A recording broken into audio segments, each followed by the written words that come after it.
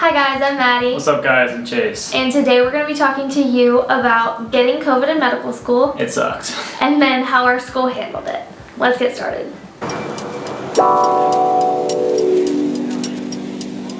So just to give you a quick timeline, COVID hit in March 2020 and we basically went completely remote in medical school. And this happened about halfway through our first year. And we didn't return to campus until fall of 2020. And it really wasn't a big deal. It was just a couple events here and there, super socially distant, very much adhering to COVID protocol. So then after Thanksgiving break, we were informed that the week before winter break, we were going to have an anatomy boot camp. Everything was going to be in person, so therefore we were, all 175 of us, required to quarantine after Thanksgiving for 2 weeks. And then the Friday before that week, the boot camp week, we were all going to be tested for COVID. Yeah, so boot camp week was, the first 2 days were a mandatory anatomy dissection with all 175 of us. It was split into like 4 groups, so there was like 40 of us in each group.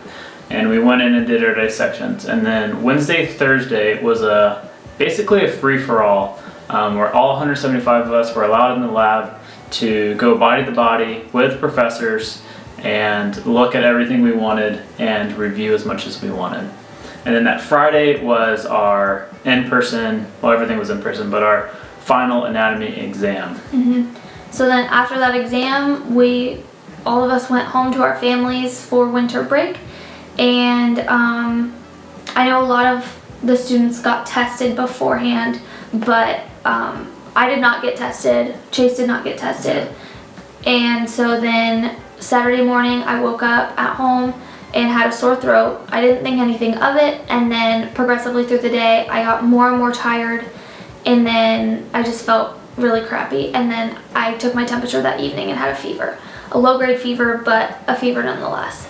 So I got a COVID test Sunday morning, and it came back positive very quickly. So Chase and I packed our bags, packed up our cat, and drove 2.5 hours again back to our house near where we go to school.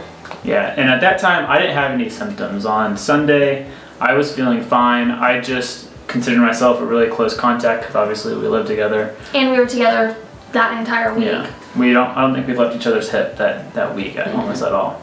No. But on Sunday evening I started showing a little bit of symptoms where I just had some difficulty breathing, which I was like, okay, so I guess I have COVID.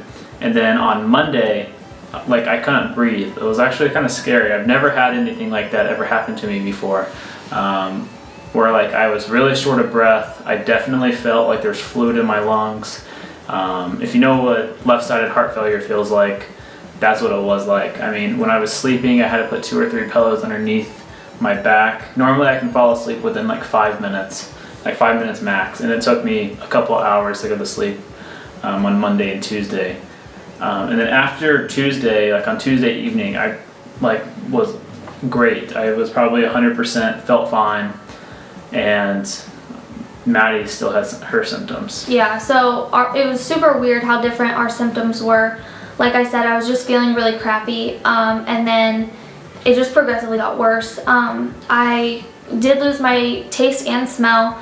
My taste has come back a little bit. My smell, I still cannot smell anything, and this is almost a month later. Yeah, so it's January 15th right now. And I tested positive on December 20th. Yeah. So. But fun fact about her smell and taste is, like, she couldn't taste anything. Like, if you would give her, like, orange juice or milk or water, she'd be like, I can't tell the difference. So that was fun. That was fun for me. It wasn't fun for her.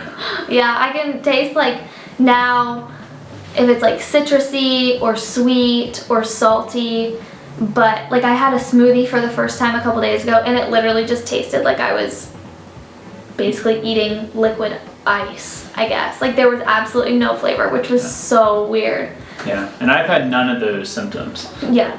So, and I literally, when I say I can't smell anything, I mean I literally cannot smell anything, which is also very bizarre. But I was laid out on the couch for probably 3 or 4 days, just like could barely make it from my bed to the couch and then back to bed. I didn't even want to sit up. I just felt awful. My head hurt, and the one of the weirder symptoms was my eyes hurt. It just felt like this pressure behind my eyes, like they were just gonna explode. So I'm not sure what that was about. I've heard some other people who I know had COVID also had severe eye pain. So I guess that's relatively common. But I felt better probably a week later. Like I said, my lingering symptoms are I can't smell, and then I also had a headache that lingered for a while and congestion that lingered for a little while. So right after we found out we had COVID, we did what we thought was the right thing, and we emailed our school and let them know that, hey, we have COVID. Here's the people that we worked like super close with. Here's the professors that we were with. Because the nurse practitioner who tested me gave me a 2-day time frame where I likely contracted COVID, and so I created a list of all the people that I was around and told my school about it.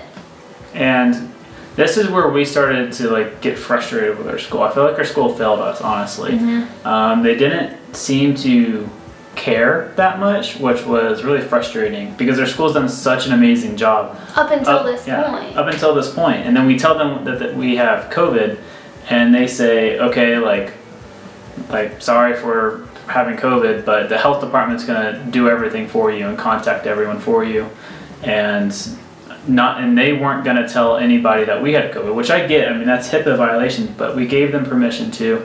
And I feel like if I was one of those students, I would want to know. I mean, we all just dispersed all across the country to go to our families' homes. Yeah, and like we said earlier, it was a free-for-all in that lab, and so I don't know what I touched, who I was around. I mean, there were people, like my dissection group, I obviously knew, and the professors, but other than that, we were around a lot of people, and I just wanted to make sure that everybody knew, and our school basically just said, sorry, you have COVID, let the health department handle it. Yeah. I just wish that if I was a student, that there maybe was an email saying, hey, there's a few people who tested positive from COVID from anatomy boot camp week. Yeah, so the people that I knew, that I alerted did go and test, and they came back negative, which was relieving to me. My mom, who I was around all day Saturday, came back negative. She also had no symptoms, so that was relieving to me. My whole family was just constantly taking their temperature. My brother would just go around and take everybody's temperature constantly, so that was pretty funny. Yeah. But yeah, we were just really disappointed in the way that our school handled things, especially being medical professionals and having handled it so well. Yeah. And making us be at such a standard of keeping our distance and everything and taking it so seriously. I felt like they didn't take us seriously in the end. Yeah, so we think that we got it from one of our professors, seeing as how all of us had to test negative in order to even be in lab, and the professors are living with their families, they are in the clinic and in the lab and in their research labs, so we think that it had to be one of the professors that was in there going from table to table. Yeah. So that's our story of getting COVID. It kind of sucked. We're doing just fine now. I mean, besides my smell and taste. Yeah, honestly, the worst part of it was having to miss Christmas with our families. That was pretty devastating to me. But, you know, we're feeling better. Everybody is healthy, and that's the number one thing that matters. Yeah. So, if you like videos like these or other medical school videos, please like and subscribe to our channel because it really supports us. And we will see you next time.